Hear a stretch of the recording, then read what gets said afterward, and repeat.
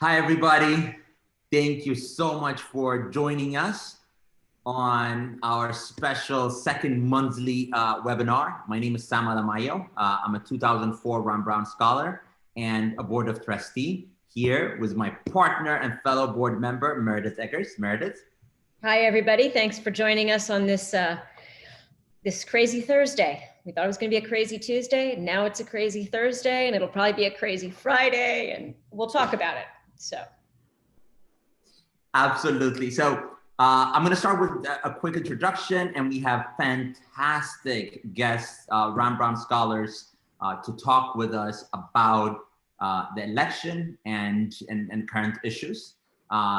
For new members that are joining us today, the Ron Brown Scholars Program is dedicated to nurturing the next generation of African-American leaders.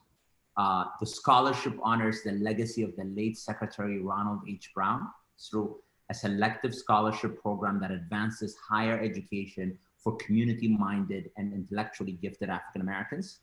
The program supports students before entering college through Guided Pathway Support Program, or GPS, during the college years through the scholarship and mentoring, and after graduation through mentoring and networking. Without further ado, we have two amazing Ron Brown alumni. First one is Tracy Birch, PhD, Dr. Tracy, Ron Brown Scholar, class of 1998. She's an associate professor in political science at Northwestern University, and as well as a research professor at the American Bar Foundation. Dr. Birch holds an AB in politics from Princeton University and a PhD in government and social policy from Harvard. John Barton, we are so glad and excited to have him on again, is a Ron Brown Scholar, class of 1997. He's the founder and CEO of Citizen Strong. John is a graduate of Harvard University, magna cum laude, and holds an MBA from Stanford. So, Tracy, I'm gonna start with you. Okay. We just got off quite a crazy 2020. And the thing about 2020, where all of us are saying is the unthinkable will happen. The worst that we think we could happen is happening. How do you make sense of kind of the election results that we're seeing, as well as kind of the movement from what you've been working on in your research around race? And I actually want to mention your book as well, Trading Democracy for Justice, and the various topics that you've been discussing. What is your general feeling? And start us off on how is kind of racial equality and justice going to be accomplished through election, and how is it failing us as well? Wow. Well, thank you all so much for being here, and thank you for that introduction. So that's a high bar for me to clear for my first question, but I will try. So I'll start by telling you what kind of work I do. So I study, I'm a political scientist, and I also have a joint PhD in social policy. So I'm interested mainly in how things that the government does to people shapes their political participation, sometimes attitudes, but mostly whether they participate in politics. And I've done that a lot, mostly with thinking about the criminal justice system, but other kinds of systems as well. I'm moving into thinking about that with respect to interactions with police and politics. And in order to do work at the intersection of like race and politics and criminal justice and policy, you have to know a lot. You have to know a lot of psychology and math and history, and there's a lot of pieces to bring into this. So my thoughts about what's going on in 2020 and the election more broadly is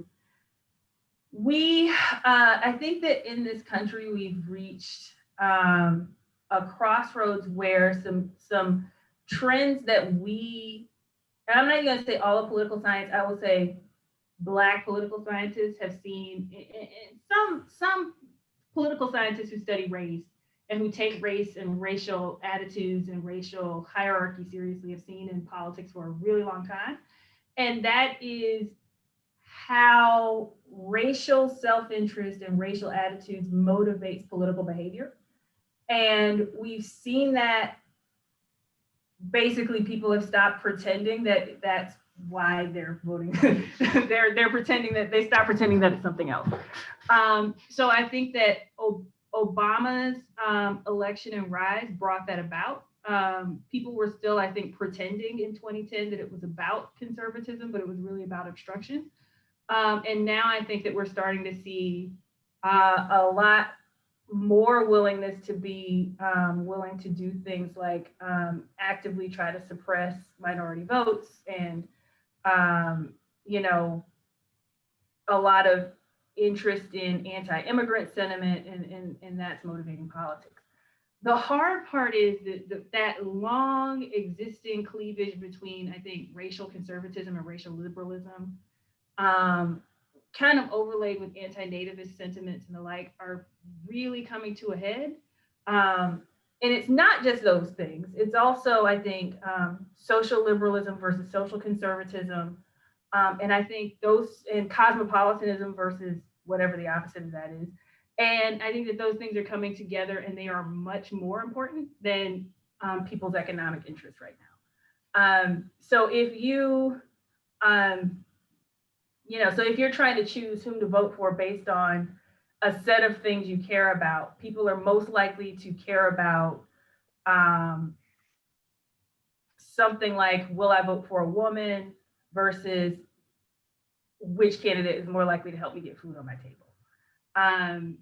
And so that means that I think we're in a current moment where our politics are topsy-turvy because of Trump, but the coalitions that we saw form in Biden's popular vote are very, at least on the Democratic side, are pretty tenuous.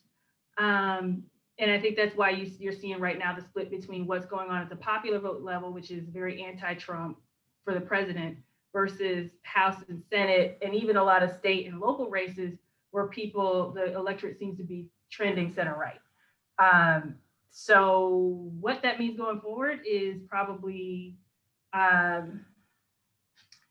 it's going to be really, really hard to think outside of local, at a higher level than just local cities about more progressive politics. And that might have to wait at least until 2022, depending on how the runoffs in Georgia go. So I don't know, that was rambly, I'm sorry. I have notes, but they're not no, because I get a more rambling question from my end as well, because I have so many things that we need to work out, but we're gonna untangle everything. John, I want to pull you in. So can you start us out? Let kind of the audience know a little bit about kind of the work that you're doing, as well as how it pertains to this specific election right now. Sure. So Citizen Strong, we're a group of, we've got now 28,000 volunteers. Basically, we do opposition research, which is something that I worked on the original Obama campaign, 2007, 2008. Our targets have been right-wing candidates, people funding right-wing candidates, the sort of QAnon extremists, everything from the going after the most active fringe on social media to candidates, office holders, members of the Trump administration. I went to the Ukraine last year in October. I mean, we play in lots of different fields, whether it's sort of local or federal. For us, I mean, and for me, I mean, in my past life, right before this, I was helping people make calls to Congress right after Trump. Before that, I was a banker. I've sort of been not radicalized in like in the way that it's usually used, but I used to be a banker. Now I'm an activist. So something happened really quickly with Trump, and I think it's pretty much true for the volunteers that I've got now. I mean, we all sort of moved a couple degrees, and it's like, we have to do something. What can we do? In my case, it was, well, I have some political experience, so I'm going to do this full time and figure out how to scale it by training all these other people. But I mean, the people who are coming in as volunteers for us, we've got lawyers who are bringing their legal expertise. We have tons of librarians. I mean, we have Ukrainian Americans, Russian Americans who are using their foreign language expertise and helping us get information on, you know, Rudy Giuliani and his ilk that you then see in like Reuters stories. But I guess to tie that to this election, I would say in politics, like physics, like for every action, there is an equal and opposite reaction. Trump came in like this, and you saw it in the Women's March and everything that's come after. There is a response that he has triggered. And it's meant people volunteering, giving money, showing up to vote. You're going to see a popular vote total. Ultimately, he's going to get creamed more than, I mean, right now it's at, I think, 3.7 million. It's easily going to go past 6 million. It's probably going to be somewhere between 7 and 8 million, which is a really big deal. It's also a really big deal. We were joking about this earlier. This is poised to be the fourth president to fail to win re-election. And for context, we've had 4 presidential assassinations. That is how rare it is. If you think about the history and the kind of the trauma of a president being booted, this is actually a really, really big deal. And historically, it is going to be a repudiation because presidents, they almost never get impeached. But then, I mean, we've now got somebody who did not get the popular vote, is on the way out, never getting the popular vote. It's the historical context is we're in what's going to be a repudiation. And then we're going to have to figure out how much of that are we going to write off and say was an aberration versus, I think, to tie to what Dr. Birch has just said, how much of that is just reflecting a reality that was sort of there all along that isn't a sort of like Trump is saying the things out loud that maybe some previous conservatives or Republicans said quietly. It means there's a lot of work to do.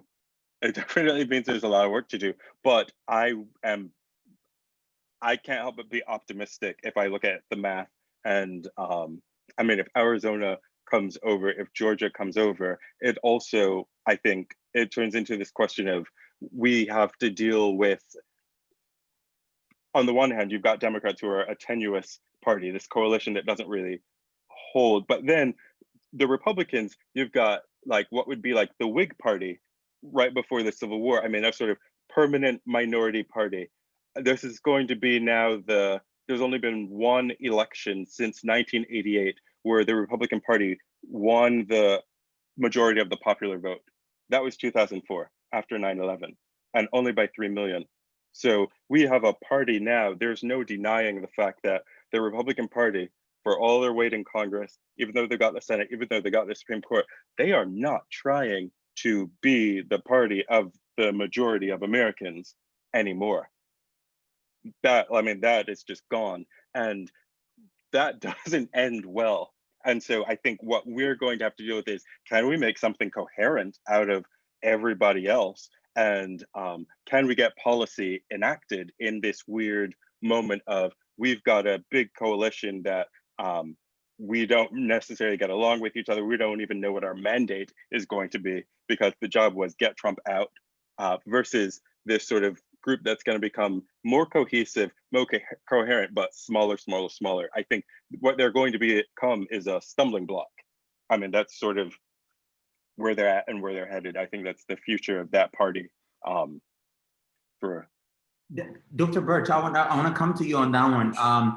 So, you know, you made the point earlier as well of this Democratic coalition, as well as an overall electorate throughout the country that is just not voting on its economic interest.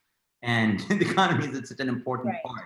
Is there a path to that change? Where do you see it coming? Because if that's not happening, how do we see kind of genuine justice through the political ecosystem? So I just read a book by, Spencer Piston.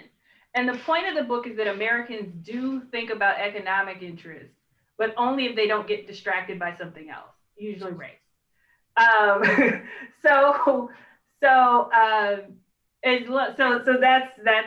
the problem, right?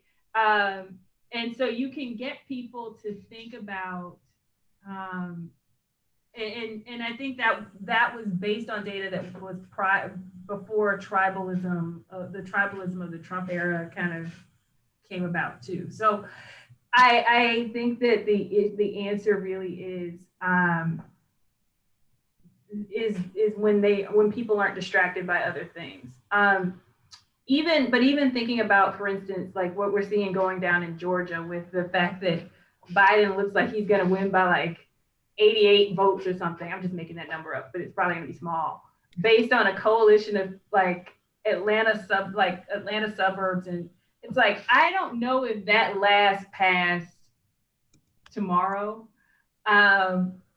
Because, you know, that's really like in 2016 and now is an anti-Trump vote. After that, they're going to go right back to, you know, whatever they were interested in. So whatever they were voting on for Georgia politics more broadly. So then the question becomes, like, if you've got this big tent party where people's economic interests are actually quite different, do you even want to activate those kinds of questions? Because you'll end up dividing the party more than you'll end up losing people more than you'll end up gaining people.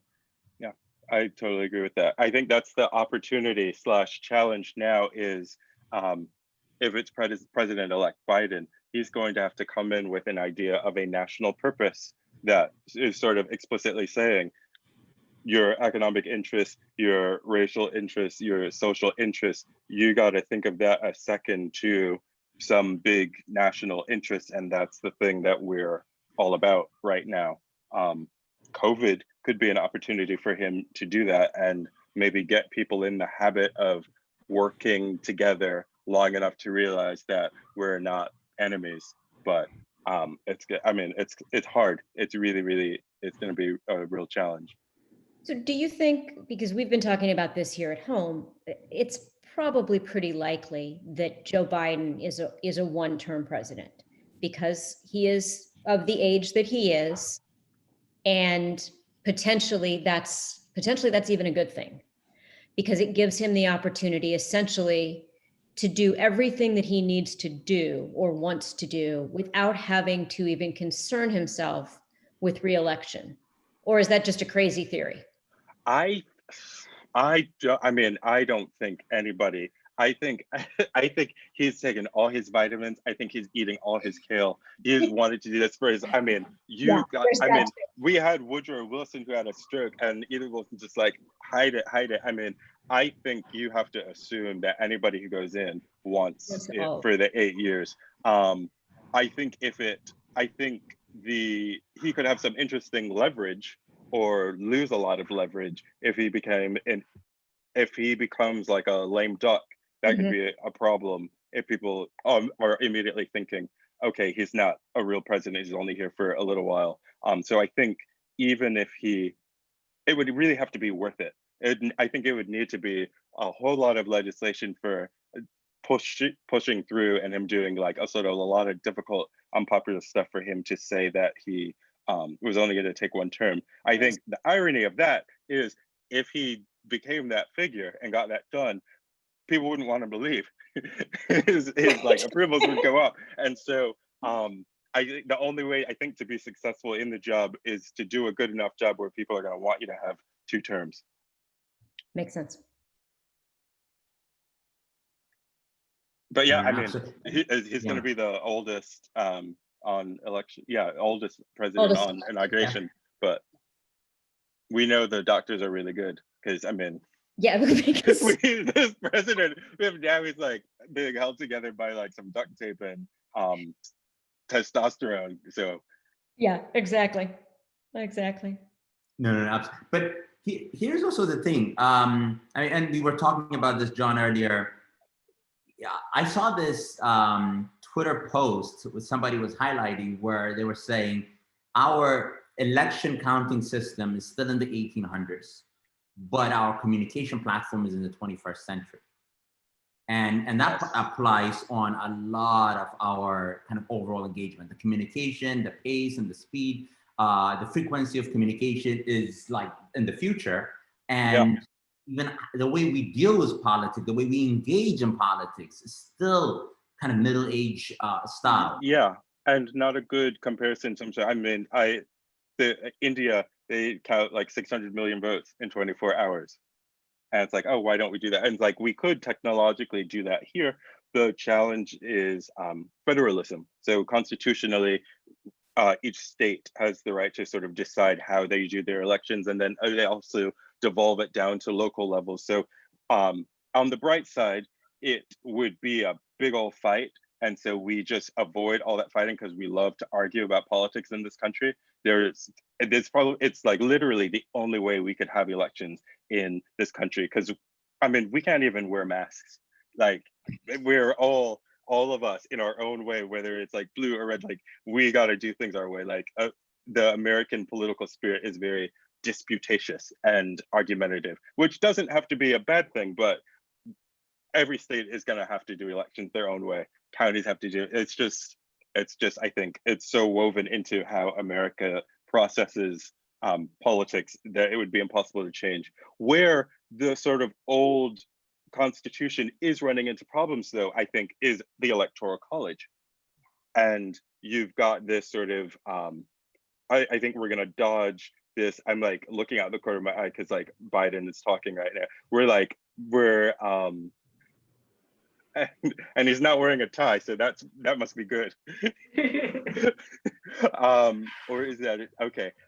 We've got the Electoral College where we're gonna dodge the crisis. I think. I mean, if these numbers hold, we'll dodge the crisis of popular vote goes one way, Electoral College goes the other. But I mean, like Tracy said, if Biden wins, it's these shoestring coalitions that don't at all feel sustainable. And there's also this feeling like it feels unfair that we could get 7 or 8 million votes more, but it's because we cobbled together all these people in all these spots and just barely won the election. So I think there isn't a solution to that, but that the Senate, the Supreme Court, there are these old structures that are going to become the sort of like last bastion of this sort of obstructionist group. I don't know what the solution is, but it's going to keep coming back. Plus, I'll just note that nobody's going to pay for better elections. It's true. It's true. But so Dr. Birch, you know, we have been. I mentioned your book earlier and kind of the points that you've talked about, kind of about neighborhood politics and the various challenges are the same challenges that we're talking about with Black Lives Matters right now. Are we going to be doing the same thing later on? It's like, oh no, there's a bigger issue. Like keep the main issues like on the side. We have other things to worry about and kind of underlying fundamental problems being put on the side. Like how can we make sure in this type of loose coalition that some fundamental justice issues are put in the forefront? I think I've been keeping my eye on the news all day because I've been telling myself it's my job, but really I can't look away. And one of the things that's really interesting is that the Democratic Party is already starting to have this fight, right? They had a call with the DCCC where the people who lost are saying that they lost because of defund the police. And basically they were tied in their more moderate districts to more left-leaning positions. And so that fight is already happening, not even 2-3 days later. And I actually think that they are, just looking on some of the numbers from the exit polls and other things that I've seen, that they are right in some sense that there is a real, I think there has been a real backlash to the mobilizations that happened earlier in the summer. Whatever people were telling pollsters and the like, and whoever was out marching, there were a bunch of people who also decided that this has gone too far and this is not what we want to do, and there was a backlash about it. So the question is then, what do you do about that? And I think that in order to make progress, you have to focus locally. You know, a lot of what happened also down ballot that people don't know about is that there were a lot of local officials, sheriffs, and the like who were elected in places who vowed to want to take steps to reform police departments, DAs who aren't interested in mass incarceration, decriminalization of marijuana, and all kinds of stuff, I think, in Oregon. Also, there was some sheriffs who were elected in the bloodbath that was Miami. I think there was either a mayor or a sheriff or somebody who vowed to end the tight relationship with ICE, for instance, in Section 287G. So you actually did see some progress in some spots, even if at the state level and the national level, you saw a bit of a backlash against that. So I think that's just where you focus. And that means, of course, if you're only doing a patchwork, that some people get left behind. But it does mean that you get to make progress in some other places. That's really powerful. I mean, I think that speaks to the brilliance of, I mean, I'm listening to you talking about sheriffs and DAs, and I'm realizing, so this really is an issue where having a local impact can make a big difference. I mean, if somebody said, what are we going to do about climate change? It's like, take it locally. It's like, well, no, that's not enough. But these actually are issues where a lot of the problems exist within the local power structure. And even if you can only get a limited federal fix, if you take all these sheriffs out of office, if you take all these locally elected DAs out of office, you've started to solve the problem, maybe even faster than if you got a bill passed through Congress that these same sheriffs and DAs are just gonna, you know, not pay attention to. Yeah, and I mean, nationally, it helps too to not have the president threatening to send in federal agents to do things.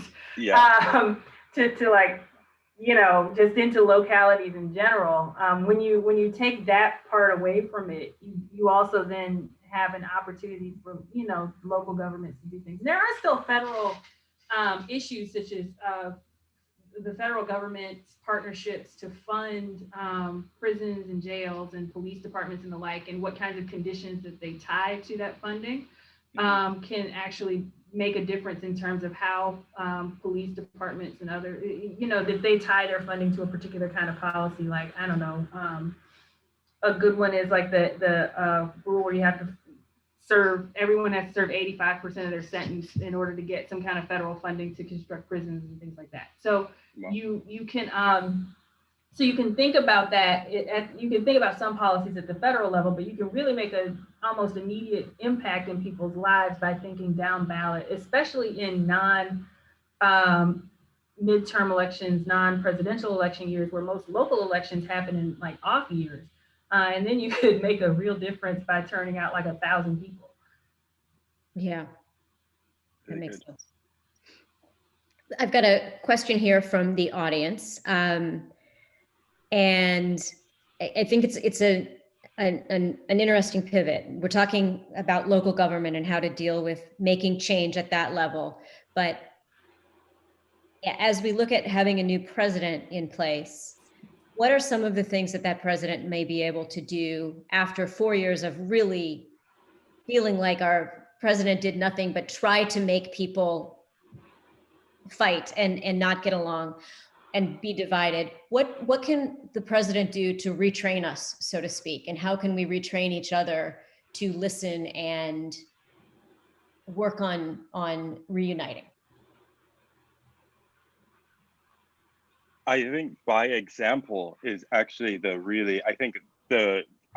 mean, it's like if you've got your students or your children or your friend, I mean, you have to lead by example. I think that's the biggest thing. And we have to also remember that, I mean, Trump, if he's out of office, I mean, who knows whether he's gonna, I don't know if he's still gonna be tweeting or if he's gonna plan to try to get back like Teddy Roosevelt. I mean, Who knows? But Yeah. I think the presidential sort of setting that tone and saying the way that we do business and the way that we show respect is actually extremely important and is the most important thing right now if we're going to get any of these other things done. I think there's going to have to be a process of convincing people that that's actually the most important thing that has to happen right now, and none of these specific issues are going to, we won't see success on those in a sustainable way until we've got a huge, until we're back to like people respecting each other and not hating, fearing, demonizing each other. I think that's going to have to be the first thing. But there is this COVID crisis. I will say, I mean, we are setting terrible records, 100,000 new cases. I mean, it's like in one day, yesterday, and it's like American record, global record. Getting those numbers way down is going to feel really good and is also going to be a success. I mean, it's what we have to do, but it also seems like an opportunity for any leader. It's kind of strange to me. I'll sort of wonder why didn't Trump, like, I mean, it's sort of sometimes presidents, when they're in trouble, they kind of look for a crisis, because if you do a good job, people sort of rally behind it. It's like, well, this one is sitting right there. I mean, everybody's going to feel good if we get those numbers down, and that's only going to happen with some sort of like coordination, cooperation, teamwork. So I would think that would be the sort of change the tone and create like not a war, but create target on COVID so that we can say there's victory and that we've done it together. And we were able to do it because we did it together. Yeah. I got nothing. I mean, I hate to be a pessimist about it, but I mean, like, you got people marching on voting booths right now where they're counting ballots. And Trump is just going to inflame all of that from his new TV network. And so I think that all of that is probably, I think that the lesson that Trump and his supporters are going to take from this election is obstruct, like John said earlier. And what do you do about people who are willing to obstruct things, even in their own interest? I don't know. My cynical thought would be send people stimulus checks. I don't know. But in terms of, you know, I'm trying to think right now. I was talking to my son's doctor yesterday because I took him in for his 5-year-old checkup, and she was like, well, what are we going to do about masks? Like, at least we'll get a mask mandate. I'm like, nobody's wearing, they're not, I mean, they're not wearing masks right now. Like, they're out there protesting now. Nobody's wearing a mask. Right. And so even thinking about things like, can Joe Biden make people wear masks? Can Joe Biden convince people? He may be able to convince people to get a vaccine. But, you know, I just don't see. Yeah, which we're going to need. Yeah, I just don't see. I can't think of an issue right now that can de-escalate a lot of this tension. I think that you have to have leaders on the other side who are also willing to de-escalate the tension, and that's where the lack of leadership comes in terms of, you know, Joe Biden can be out there all day saying we need to do X, Y, and Z, but if there's somebody on the other side who's saying we have to fight this person with everything we got, right. I just don't see it resolving.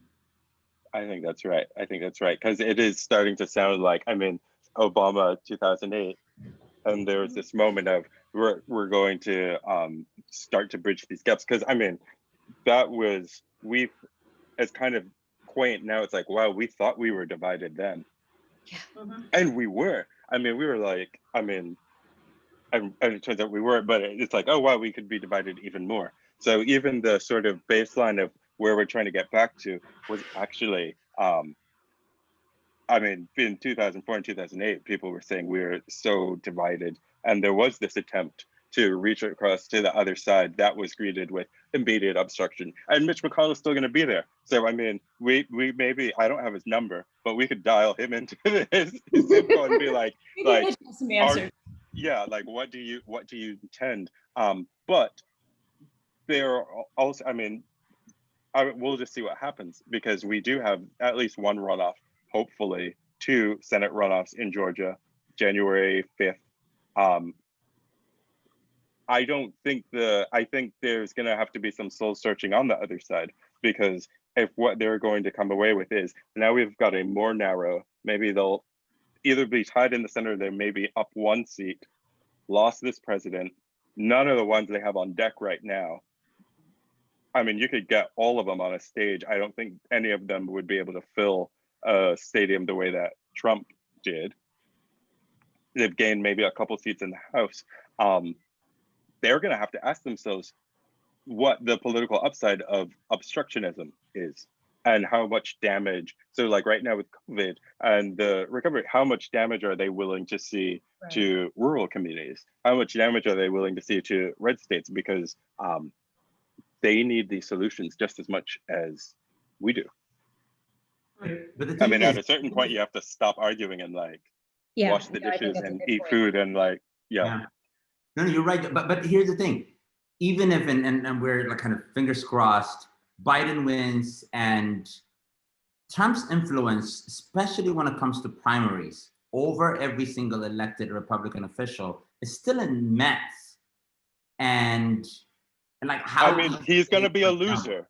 If he's a loser, then there is a weird kind of, I mean, I don't know. And it's a really, it's happened. I try to think it doesn't happen very often. And so we'll have to see. I mean, I don't think he's going to ride off into the sunset like Jimmy Carter, George H.W. Bush. Like I don't think he's going to be like teaching Sunday school and winning Nobel Peace Prizes. We'll see. Like, I just don't think that's his, that's not his MO. But it's really, he's gonna start the Stevie show. It's gonna be the new Fox. In which case, I don't know that I mean, it is definitely, there's no question that it will be a step down for him. And I think we have to project that his influence is going to be diminished.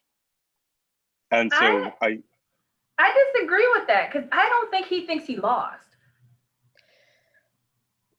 I mean, he's going to have to, he'll have a new address. I mean, but we'll see. Remember, We'll see. It's going to be hard. 4 million more votes this round than he did last time.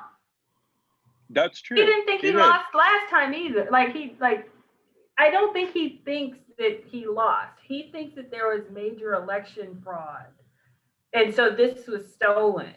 And so if you're coming from the place where everything that's happening after you leave office is illegitimate, that's grievance. Like, I don't know if his kids are going to talk him down or what, but like, there's nothing else that, I mean, but there's also money in it for him to be a kingmaker. So, I mean, like, he has no incentive to go off. Like, honestly, well, I wouldn't. I don't know if I would. I mean, so. Yeah. I mean, it's a bad spot. I mean, I'm glad it's them. I'm glad it's not us. Because that is, I mean, that definitely sounds like Whig Party territory. Like they're gonna, if they can't come up with a coherent, we all have to deal with reality eventually. It's like you try to hope you can spin your way through the election, but then you have to deal with reality. So, I mean, he's been trying to avoid this reality for 5 years now. Yeah. So, like at some point, the level of popularity that QAnon has. And that is such a far-fetched story that have gotten such a pervasive buy-in. Like, how easy is it to sell just, it was stolen? I mean, that's a much easier story. For sure. And they've been selling stories. I mean, and but I also think the comfort for us is to remember this is a huge country and there have always been conspiracy theories. There have always been cranks. And Trump is a pretty singular figure, but we've had cantankerous ex-presidents before. So like Teddy Roosevelt, he was out of the White House. He went overseas. I mean, he had been a Republican. There was a Republican who followed him. He was trash talking that Republican overseas, like going to like monarchs, prime ministers, trash talking, and then came back to the US and started a third party, ran, lost. And then that was basically the end of his political career. But we've had, I mean, he's, I guess, the sort of example of like a loose cannon. And so maybe Trump would do that. But I mean, if he if he wants to do that, I guess for me as a Democrat, I'm like, the water's warm, come on in. Like, it's only going to get worse for him if he splinters that group, but it will be worse for the country. So I hope he does not do that. But I would not think of him as somebody whose political power will increase. It will decrease, but he does have the power to continue to do harm to like the family, the American family. Yeah. Yeah, I think you're right. He's going to diminish over time, but only because of his age. But no, and just in terms of thinking about the fact that when Joe Biden leaves office, I think he'll be 78.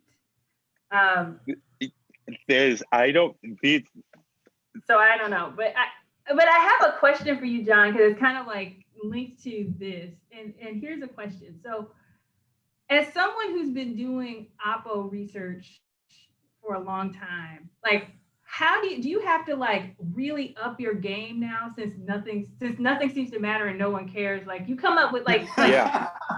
Well, I mean, I'm just like, what do you have? Like, if you like, expose someone's QAnon tweets, and it's just like, Yeah.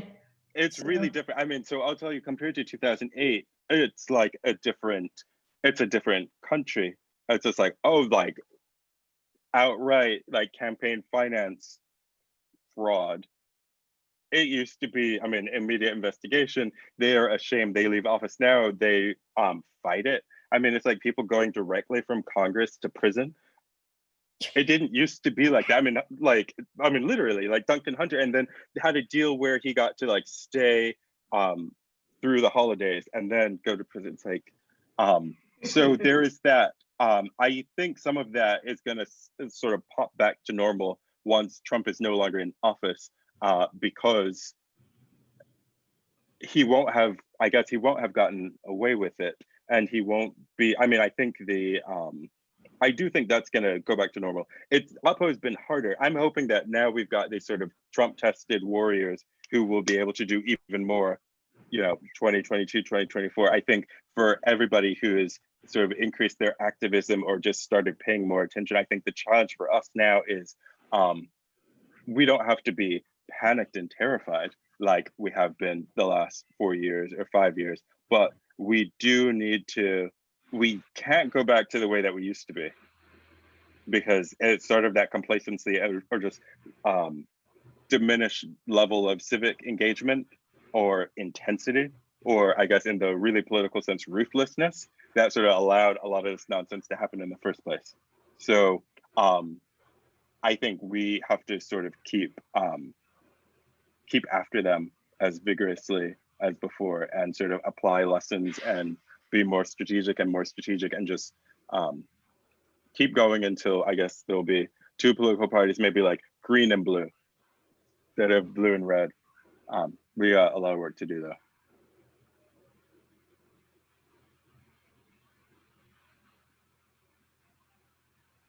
So I think there's another sort of question that I'm extrapolating from several questions. And, I don't want us to stay on the what's the crazy guy going to do next question for too long. But I think there's some concern that he has, even with diminished political power, the ability for whatever reason to incite what I think most of us would consider a really scary part of the population. Yeah. Yeah. So, and I know that I'm hearing a lot of people that are afraid of what happens from a civil unrest and violence standpoint from those populations. Do you want to talk a little bit about that? Yeah, I mean, I think it's real. It's a real concern, and I think in some ways, I mean, from that standpoint, I worry more about now than January. I mean, I think that's we're all sort of, and I just don't know what the answer is. I mean, it's like at some point there's going to be some news from Arizona or Pennsylvania or like something where then he's going to have to say, I guess, like, we're not a democracy or I don't know what his message is going to be. Yeah. And I don't know what the proof is going to be. And I don't know. I mean, I've seen these crowds. I've seen, like, not literally, but like I saw the news footage of like the crowds, and they're scary. They're not massive. And like sometimes they're saying count the vote, and sometimes they're saying stop the count. I mean, that's not a coherent force that I would be afraid of And I don't know what his message is going to be if he wants to sort of unleash.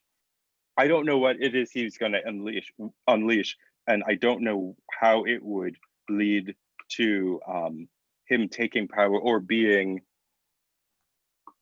I mean, I guess what I'm saying is, if he incites violence, like it's still illegal. There's still going to be consequences. That's also, I think, something to keep in mind. I suppose, what is the crazy guy going to do? Like, he's got some legal protections that are potentially going to be expiring. Exactly. So there are things, and just the protect, like, he can get kicked off Twitter when he's an ex-president in a way that he can't when he is the president. So I think we just have to wait and see. It's an unpleasant, and I think a sort of legitimate sort of angst or fear, but I don't know what the answer is. I do think the scary part is gonna be sort of like probably like Tuesday night, Wednesday night. I think as time passes, that sort of the civil unrest threat diminishes. Yeah.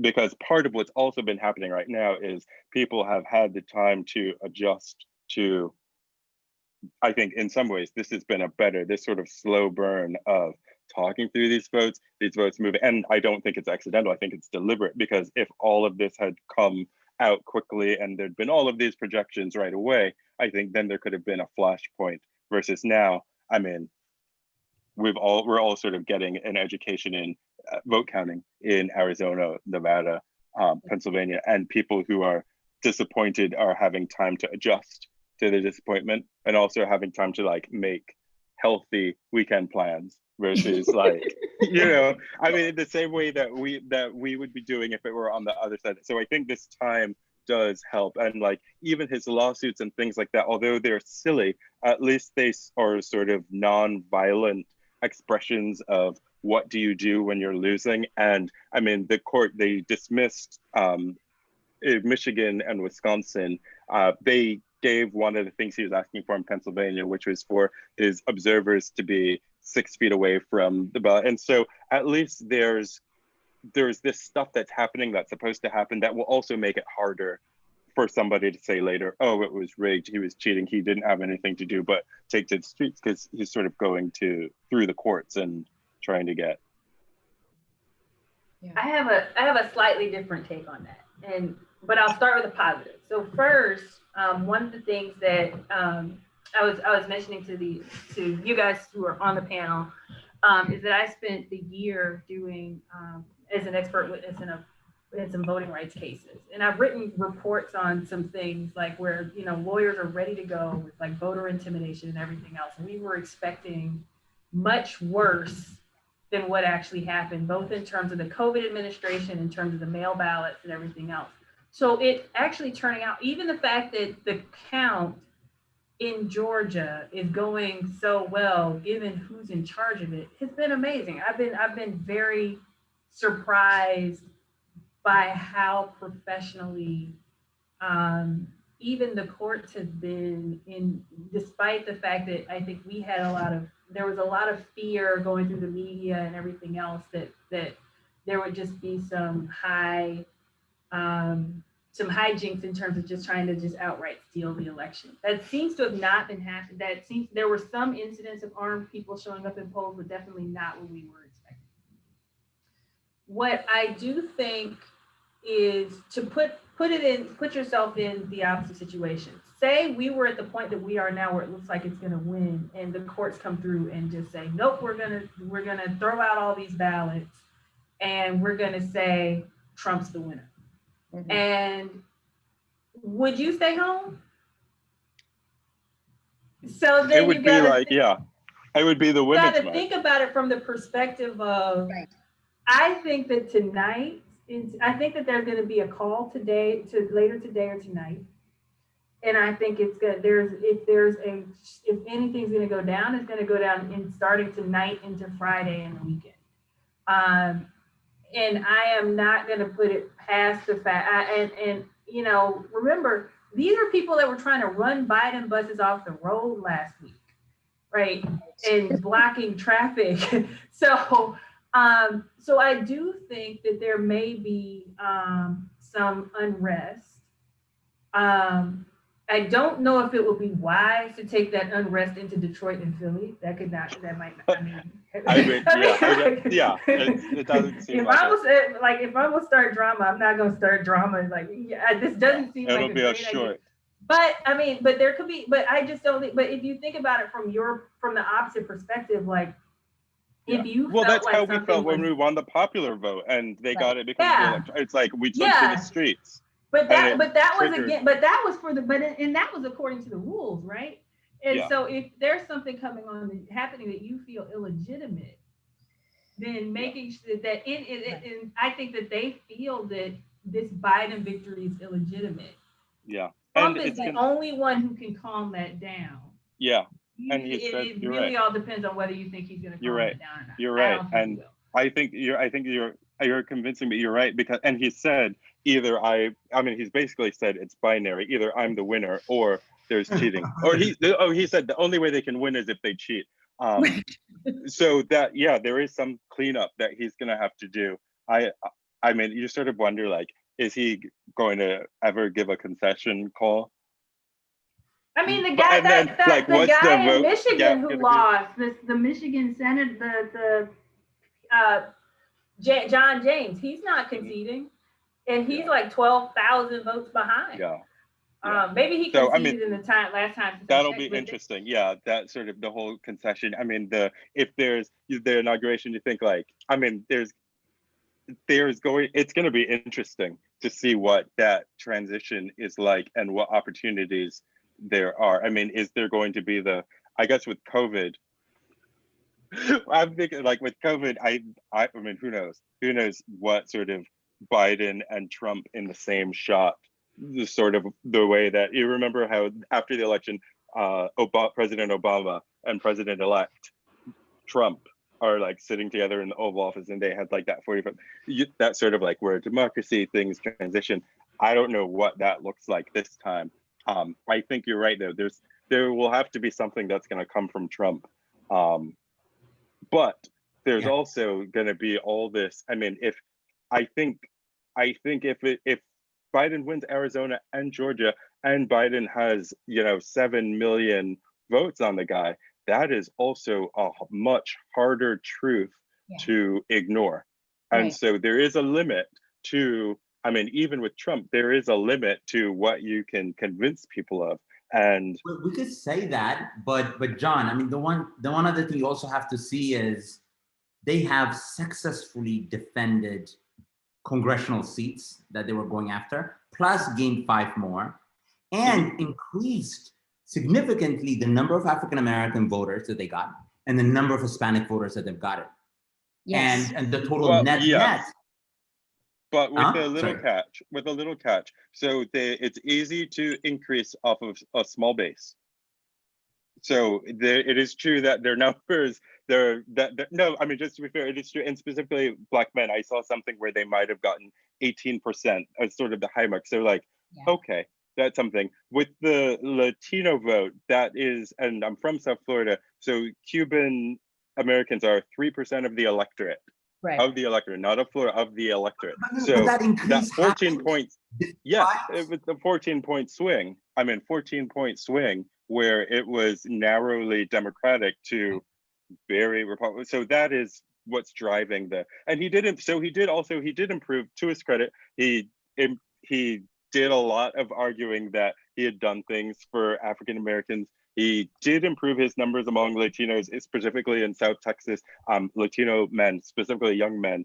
I don't know how much of that is I mean, it's true that he did it. It's also true that he's a racist, and he got far more votes than that, trading on sort of white grievance. So I think his ability to take some sort of toxic masculinity and pick up non-white young male votes isn't necessarily I mean, sort of that with the socialism charge that was really effective in Florida with Cuban Americans, Venezuelan Americans, people from the Dominican Republic. I mean, that is, basically what I'm saying is those very deliberate, brilliant political moves, that is why there was a boost in his take of the Latino vote and the Black vote. that is very different from that being sort of like organic or reflecting sort of like actual policies or things like that. But hey, a vote's a vote. So I mean, it's to his credit. I don't take anything from it that way, but I think, how do we think about it like sort of sociologically? I would be worried more about that sort of toxic masculinity and what happens with that, less worried about the socialism charge and that sort of reversion of the Cuban vote to back to the Republican Party.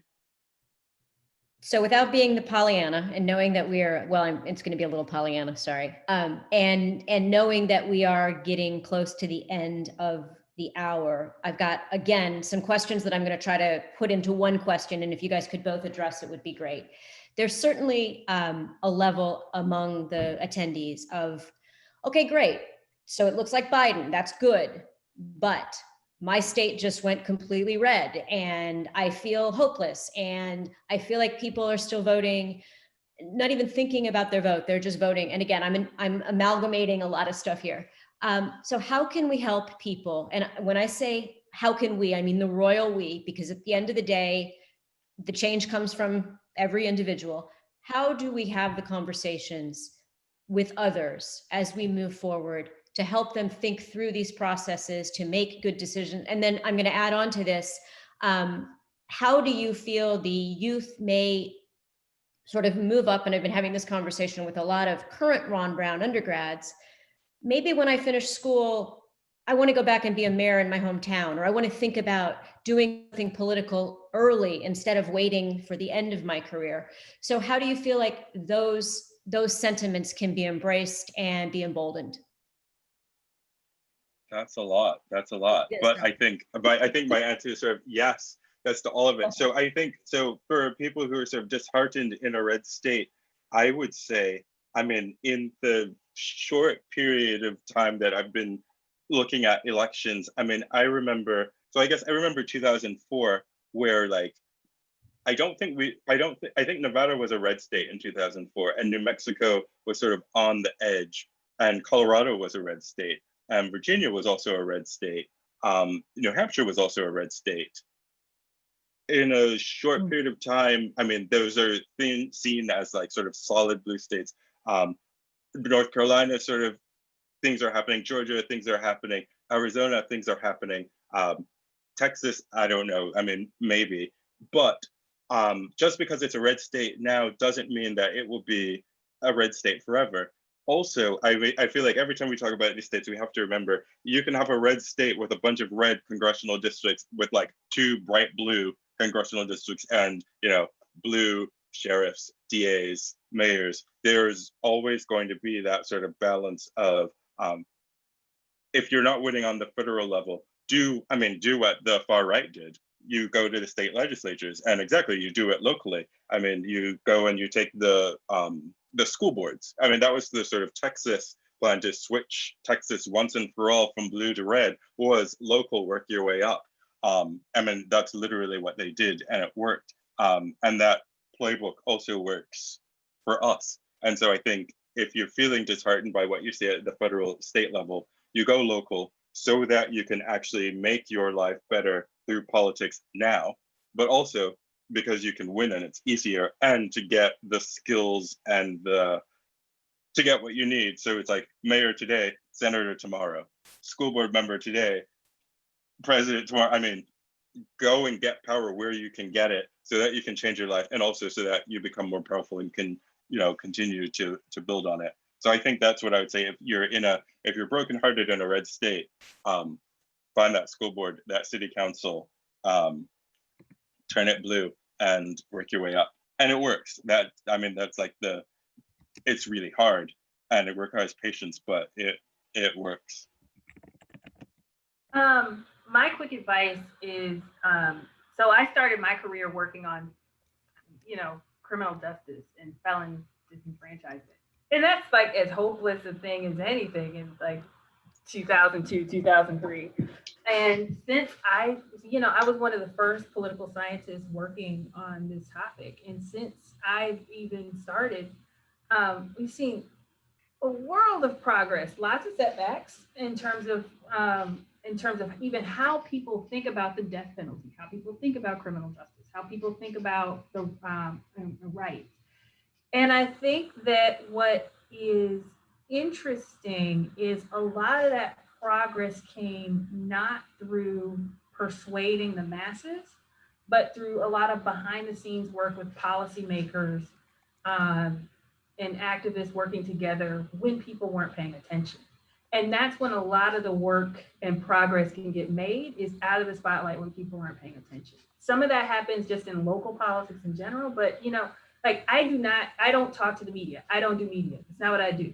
Like, but I will go and give a talk to the Missouri Supreme Court, or so I spend a lot of my time. You will never see me on TV, but you can rest assured that I am having conversations with people who can make decisions all the time. And so I think that also means that you don't have to run for mayor. Whatever it is, whatever your calling is, and whatever you're doing, you can use your situation to have conversations that matter. To show, to use your talent and your unique, whatever it is that you do and whatever it is you want to do, to make a difference in the world. And sometimes you never know how, like what you'll be doing. Like I never thought that I would be involved in some of the most important civil rights cases that would come about this year, like Jones versus DeSantis. So I was the one who wrote the expert opinion that found that they have no idea in Florida how much people owe.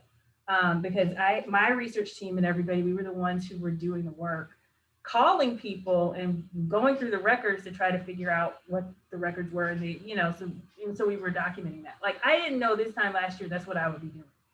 And so you just never know what kind of opportunities will come along, how much progress will happen in the course of when you start working on a fight. You just have to dig in and start doing it.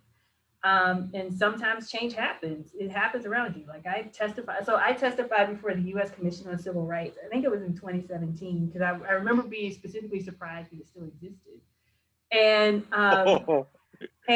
to my right was someone from the Cato Institute, and to my left was someone from Heritage, and we were saying the exact same thing about the rights restoration of people, of felons. So that is progress. Yes. And just for context, so people know, I mean, that is, Heritage is like the far right, and Cato is like right. So and a lot of what's going on in terms of thinking about like policing, like Cato is one of the groups that has come up with, they're documenting police misconduct. And so you've got, sometimes those synergies and everything else can happen across the ideological spectrum. You just never know what can happen. So I'm like a testament for hope for even though I'm like mostly a pessimist about people, I'm actually a testament for hope of, I've seen change happen in my own career and in my own work, just by waiting and being patient. So. Yeah, I think that's a good point. And it's so easy to be, not fair, I shouldn't use the word easy. It's a time when being disappointed is a common sentiment, but taking those moments and changing a little bit at a time and sticking with it is really important. Yeah, absolutely. And in that spirit, one of the most phenomenal things that happened during this election, especially for the Ron Brown community, is Ron Brown class of 2005, Mondaire Jones ran for a congressional seat and won. So we have our very, very first Ron Brown scholar in House of Representatives, and in the meantime also made history, becoming the first openly gay Black man, along with Richie Torres, also in New York, to be elected in Congress. That is phenomenal. And for all the young scholars that are coming up, and the OGs like ourselves, I'm a year older than him. It is great for all of us to do kind of to bring about change in everything. As Dr. Birch said, you don't necessarily need to run for office. If you're going to run for office, great. We're going to support you. We're going to be behind you. And we want to see you in those places. If you're going to do it as an academic, if you're going to be testifying in Congress, if you're going to be nudging them just in the right direction with all the research that is necessary, and if you're going to do opposition research, if you're going to do everything that is necessary to push, but the most important thing is be active, take a role, get involved in everything that is possible, and you showing up on this webinar is also involvement, and we really, really thank you for that. And our panelists, you guys are amazing. Thanks, you guys, for all the work you've done to get us to where we are right now. It's important and appreciated. Hang in there, everyone. Be patient. Stay safe. Stay safe. Stay safe. Bye, everyone.